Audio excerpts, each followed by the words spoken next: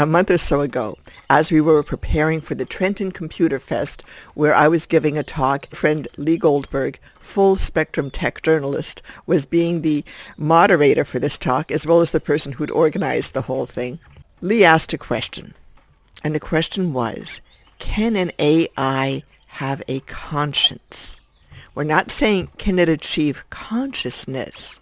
We're saying, can it have a conscience, which is a whole different thing, very interesting, and it's one of those questions that needs to get asked right now, whether or not the answer is yes or no, because we're on the verge of real AGI. We're on the verge of the breakthroughs that are going to require from us a lot of interesting questions, a lot of fairly thoughtful and very specific conversations.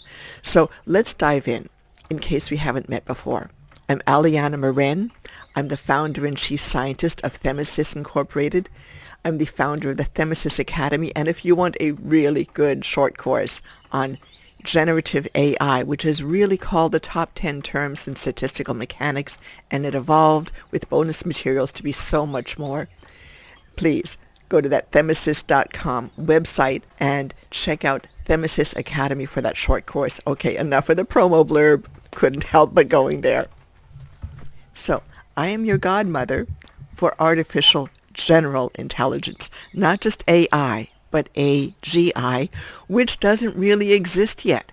And one of the things we'll talk about today is what will be not just the precursors, but how do we know when we have the first general AI in existence?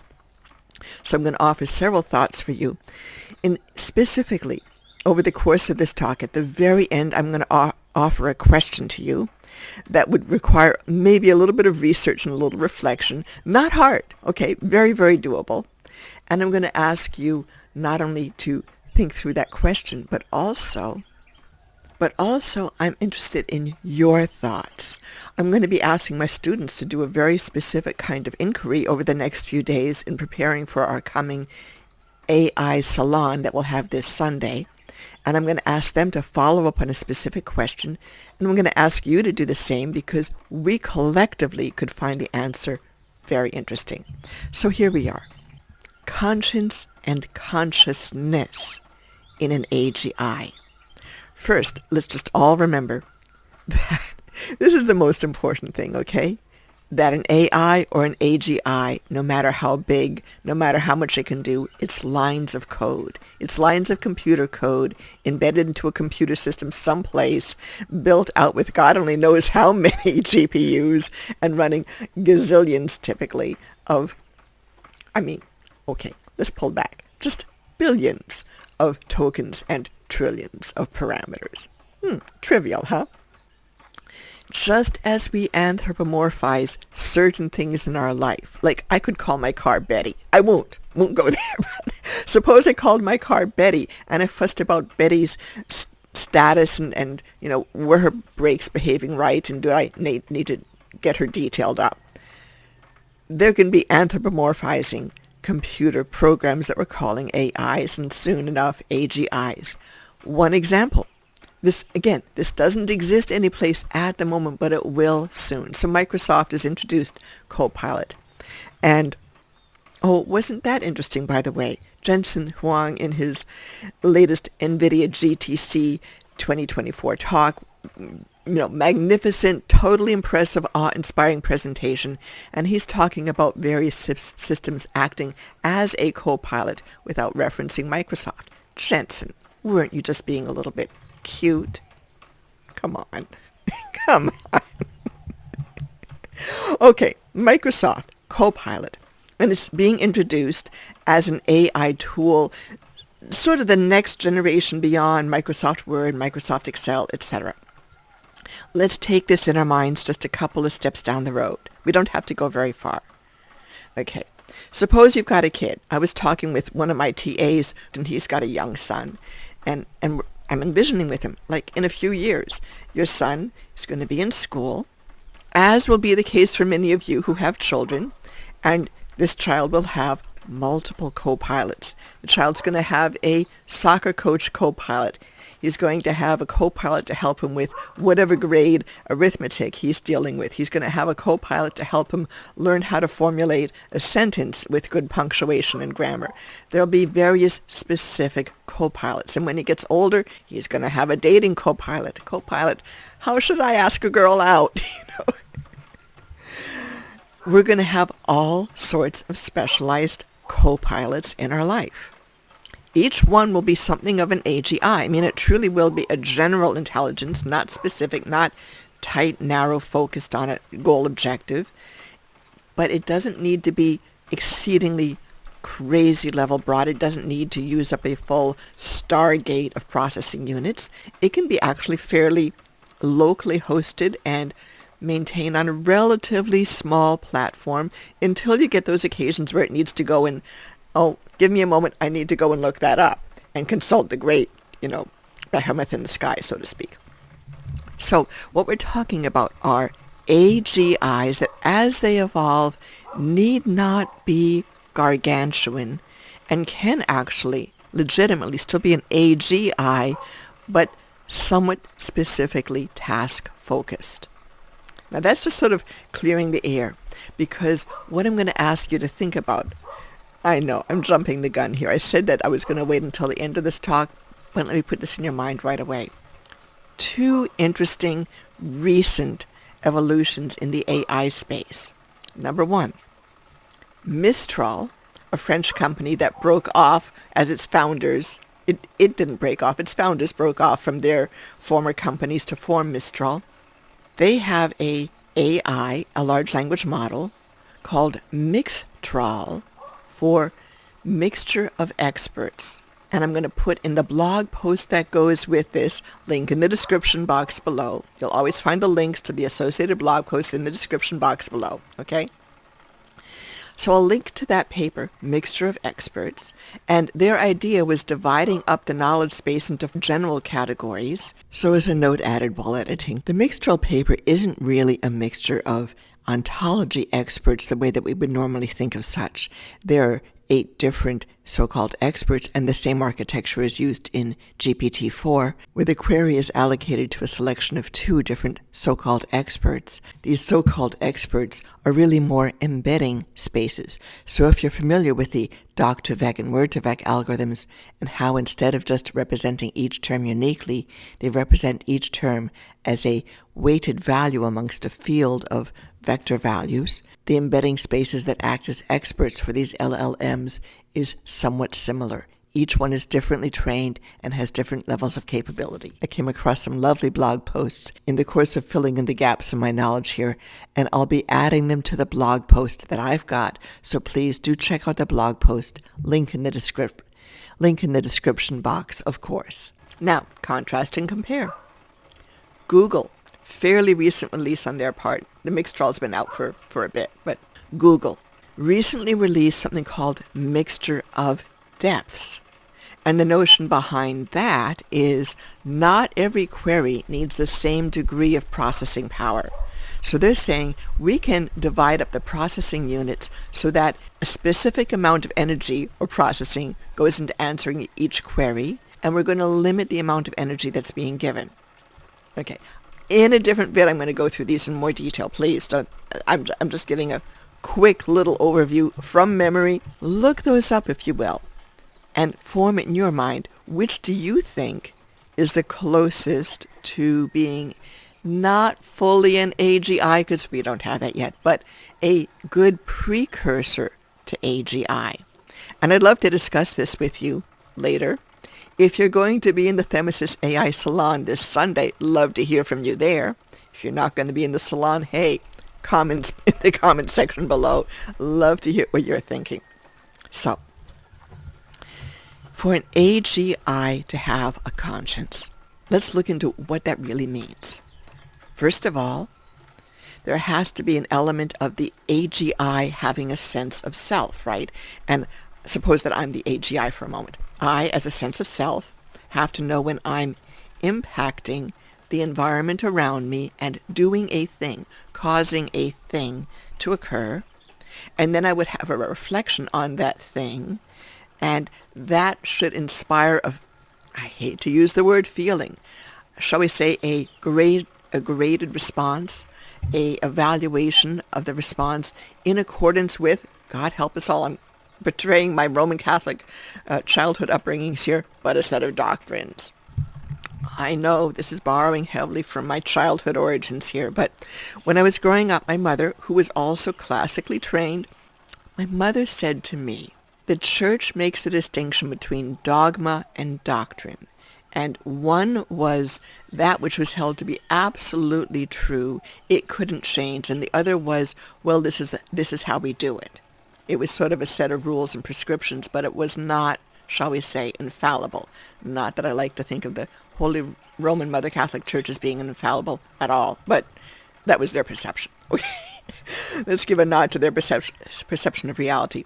As we develop AGIs, we may want something that would be a set of no, thou shalt not ever, ever, ever do certain things, versus this is, a sort of nuanced prescription on how to go about certain tasks, which obviously would not have a great impact on human life.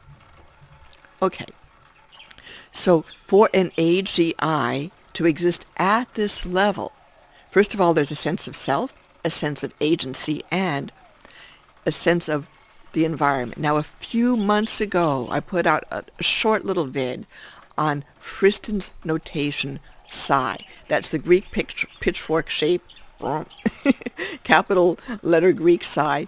And Friston, this is Carl Friston in England, who is an extremely well-known neurophysiologist, and he's been doing work that's been very influential for decades now. Friston, in about a 2013 to 2015 time frame, he put out a couple of very influential papers, and he was dealing with this psi as the surround, the environment. And he's postulating, now this is early Friston work, okay? He's postulating that there is some sort of capability. He's calling this active inference. Active inference, which attempts to model how things are going to evolve, and not only model how they're going to evolve, but come up with a model that reduces the element of surprise. That is, it's going to attempt to minimize a divergence between what it expects to see in terms of its advancing the model over time versus what actually could occur. And here's the important thing. 3 key notions that we want to grab on as we start dealing with AGIs. Number 1 is there's going to be some sort of surround. Then the AGI represents the surround. This isn't the model yet. So let's pretend that you or I are an AGI and we are taking a picture of our surround. So the surround, like right now you're looking at me, you're looking at some pretty Hawaiian foliage in the background, which is all very real. This isn't like, computer backgrounds from the backyard. So suppose we take a picture, and suppose you pixelate that picture, and suppose that just to make life ultra simple, we go black and white, on, off. So we have this picture, which is a set of on-off pixel values, and we're going very, very simplistically here, obviously.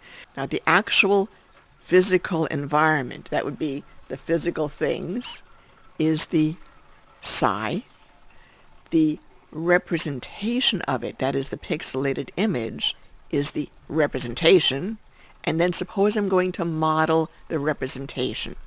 And in several vids down the road, I want to show you a really fun, pretty little model. Oh, we're going to have so much fun with this. It's going to be a brand new toy. You will love it. But just saying, that you and I are going to create a model of the representation. And the reason to create a model of the representation, this is Friston speak. Okay, I know I'm diverging, but give me a moment. The reason to create a model of the representation, and I know I'm using Friston speak here, but the reason to create that model is that the model, using what we're going to talk about, can be brought to a free energy equilibrium. And when you can bring the model itself to a free energy equilibrium, then you can say, oh, how close is my representation of the external to a free energy equilibrium? That's a very, very useful process. We will have so much fun playing with that down the road. So that's kind of a teaser for coming attractions. But 3 notions here, because these notions are essential for an AGI. There is the surround, the environment. There is the representation that you or I, playing the role of an AGI, creates of its surround. And then there is the model that we create. Models typically, for example, in variational inference, active inference, reinforcement learning, where we model this representation. We're sort of smoothing out the bumps, so to speak. Now, to carry out that Fristonian notion, he introduces the concept of a Markov blanket, and that this system has agency. That is, I, as an AGI, can send out sensors to get more information about the environment and bring it in and modify my representation, and then update my model, of course. And then also, I can act on the environment. So it's a feedback loop thing. I can sense, bringing information in, and I can act, exerting some intention or will on the environment. Now, we've got to have those things in place even before we can have the concept of, can an AGI have a conscience, right?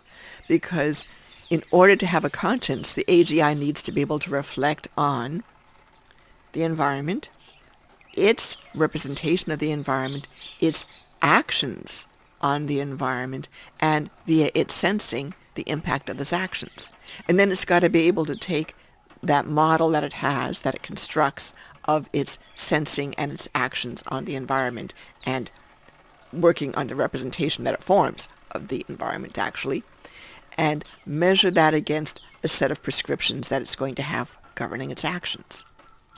Now, let's just take a simple, really, I'm trying hard not to go in the direction of these horrific AI monster themes that we've got going on these days. Let's just say you or I are an AGI, and we are, each of us, for this little conversation, we are a self-driving car, and our owner has sent us off to the store to pick up some groceries, which the robotic AIs at the store are going to load up in our back, and we will ferry them back to the house.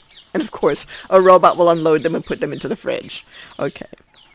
So there I am, being an AGI, tootling down the street, and whoosh, all of a sudden, a dog runs across the street, and very shortly thereafter, Mrs. Smith's daughter, Jenny, runs across chasing the dog. Oh my God.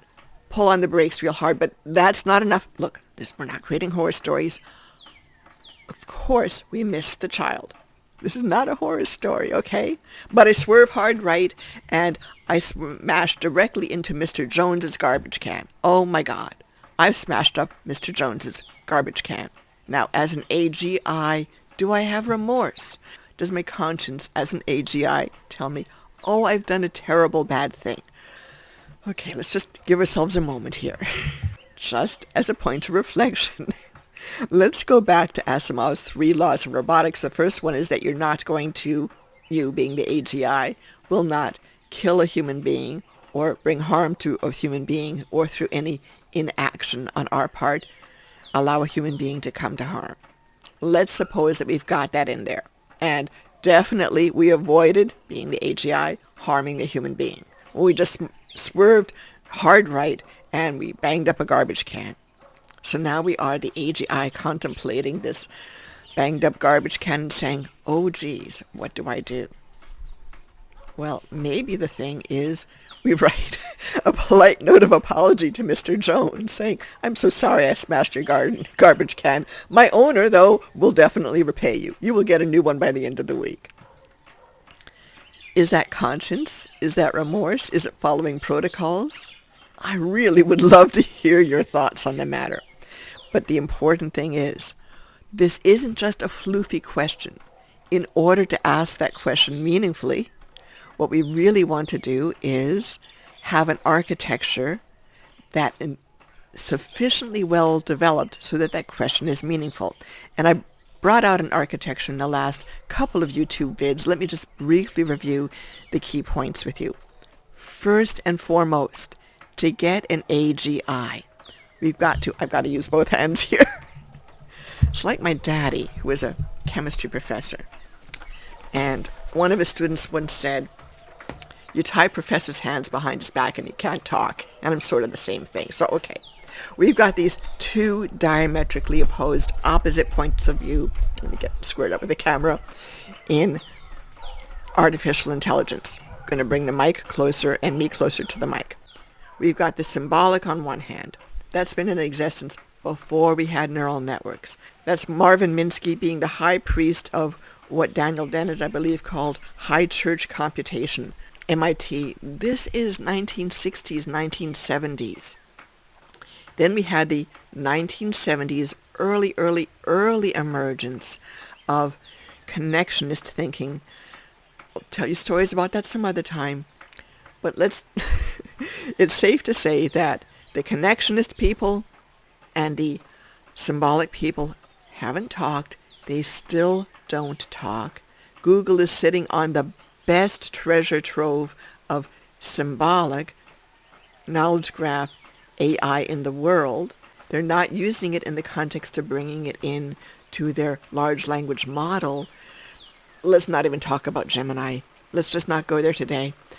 We don't even need to talk about mixture of depths. That's another conversation. I want you to look into it.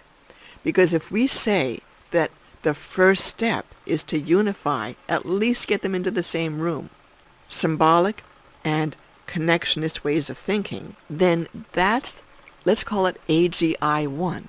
All right, AGI 1. AGI 2 is you have some good communications between them with a little tiny bit of a control structure. AGI 3, you have at least a modest level of reasoning.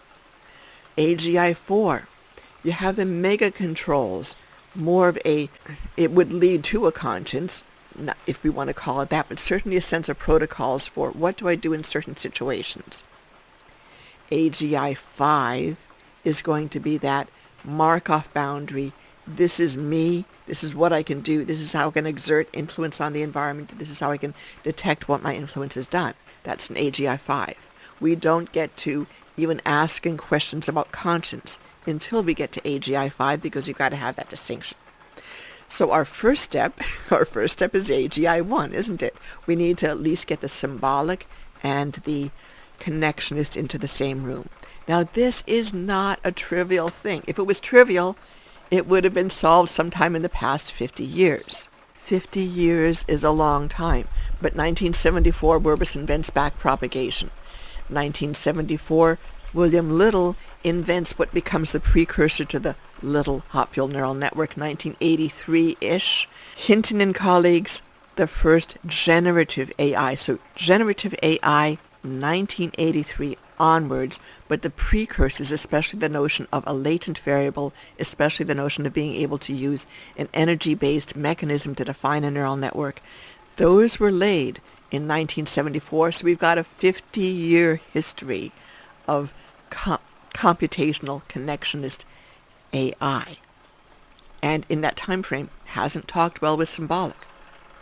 So let's imagine, just to close ourselves out for today, let's imagine a scenario where we would have the two in the same room. Suppose that I ask my AGI, what's the birth year for Queen Elizabeth II?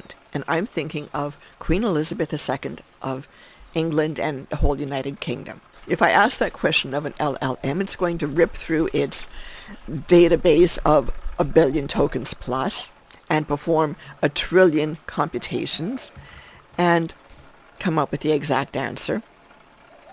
Let's keep in mind, though, all LLMs being transformer-based are probabilistic, so it's using probabilities as a means of coming up with a singular definitive answer. And isn't that silly? Isn't it silly? Because you and I can go directly to Wikipedia, or, if we're old school, maybe you've got an encyclopedia sitting around the house. Nobody has those anymore. I grew up with them. It's a firm, defined, fixed fact. It's not a variable thing. It certainly is not probabilistic. Where we might want probabilities? Let's make sure that the Queen Elizabeth II is indeed the Queen Elizabeth II of England in recent time. Let's make sure she's that specific one, because who knows? We might have all kinds of Queen Elizabeth IIs. I might have a dog called Queen Elizabeth II. I don't. I wouldn't. Never going there. But I'm just positing the fact that I'm just positing the possibility that we might have different instances of a Queen Elizabeth II and inferring probabilistically which one is the one that I'm most likely to be asking about. That could be subject to probability thinking. But let's get down to the core of it. Ontologies are the place where we store our knowledge. And this conversation, we're going to be having it over extended periods because it gets subtle. Oh my goodness, it gets subtle. There's going to be so many little thought experiments. The Germans call this Gedanken experiment, and we'll use that phrase a lot because it sounds so cool. We're going to use thought experiments, Gedanken experiments, to test drive little question scenarios that would be really good test beds for an AGI. And what we just elicited there is we would have an instance, the specific person, Queen Elizabeth II, all kinds of slots filled in on very specific things about her life, including, of course, her date of birth. That is not a probabilistic thing. The probability would come in determining, do we want that particular instance? And likely we would. So, isn't that an interesting little set of things to think about? So, here's what I'm going to ask you to think about at the very end. Right now, we're going monolithic with AIs. Jensen Huang and his Blackwell I think is his newest chip, and there's going to be gazillions of these chips linked together like Legos and forming mega systems. So you're going to have monstrous monolithic systems of Blackwells. You're going to have, of course, the Microsoft Stargate, and everybody's going into massive. And the first question is, do we have to have massive in order to get an AGI? And I'm going to ask you to play with a possibility. This is radical, I know. It's so totally far out there, but hey, we're just talking play. We're having fun. What if the first instances of an AGI were really tabletop models? We're not trying to conquer the universe. We're trying to experiment with something that's really, a toy, but just use it to answer some questions. Keep in mind, the first generative AIs, we're talking about Hinton's and his students, their earliest inventions, those were tabletop systems. They were not huge. They were really kind of small, very constrained. And they were able to do all sorts of interesting studies there. And I'm going to suggest that we consider the possibility that we are now in the stage of developing AGI. Here we are in 2024, that we were back in 1983, 1985, just prior to the big global emergence of neural networks in 1986 and 87, where there truly was a generative AI, and there was for quite a while after that, basic generative AI, and it was tabletop level. It was not mega at all. And we didn't really get to mega until Hinton. Once again, we're looking at single researchers working very much in isolation. Hinton inventing contrast of divergence, 2002, breakthrough moment, ending the AI winter, big surge forward, 2006. Ilya Sutskever, Alex Grishevsky, they're not using contrast of divergence. They're using NVIDIA CUDA capabilities in the NVIDIA chips to start applying back propagation, which is not generative. Okay, just answering my students' questions there. Back prop is, no matter how many layers deep, it's still not generative. But they were able to start doing the first video analysis, the cat, not cat videos. Fabulous breakthroughs happening in that 2002 to 2006 time frame, and then everything goes on a roll. But up until that point, the AI systems were small, and they were invented by one person, 2, 3, and now when we look at the major inventions, they're being invented by teams of 6, fully funded, well-stocked and well-supplied at Google Brain and DeepMind and other places. Or if you look at the actual rollouts of working LLMs, you'll see anything from 30 plus to well over 100 authors. Oh my God, doesn't that just give you the giggles? It gives me the giggles. I look at those and say, you guys, seriously? So here's a final food for thought. It's just play, okay? We're just lightening up and allowing ourselves a little space, a little room around this. Let's go for the thought that the real AGI may not come out of one of the massively well-funded research think tanks, although those are known to produce very, very good, insightful papers. They may come out of single inventors or small teams working kind of off to the side, just as Hinton was back in the 1980s and up through 2002 when he was a lonely, isolated researcher up in the University of Toronto cranking this thing out on his own. So maybe the fun thing to do is look around and say, who is our current Hinton? Could be anybody. So I'm going to ask my graduate students, I've got 40 of them, 40 pairs of eyes, to go scouring the landscape this weekend and see whom they find. And I'll be surely sharing it with you with their kind permission. If you have suggestions, I would love to hear from you. If you have papers that you want to suggest that we give attention to, that I incorporate into a forthcoming blog post, love to hear about it. Please give your full name, if you would, as you put a comment. Give your professional affiliation if you so desire. Give that reference and your thoughts on it, and we'll trace it down and incorporate it. Love to get your inputs on the whole situation. So thank you for your time.